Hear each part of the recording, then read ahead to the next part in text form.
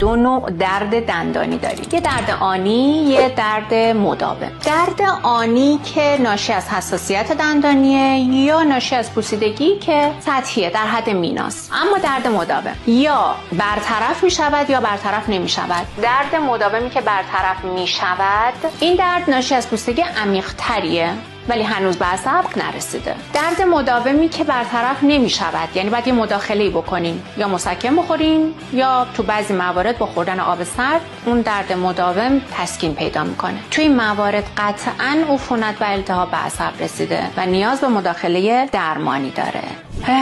آقا جان، درد بدن با گوگل و سرچ و خالم و مامانم و اینا برطرف نمی شود. یعنی هر کیس با کیس دیگه متفاوته و ما حتما نیاز به معاینات کلینیکی و پاراکلینیکی داریم. پاراکلینیکی چیه؟ همون اوپیجیه که میگیریم میای پیش من.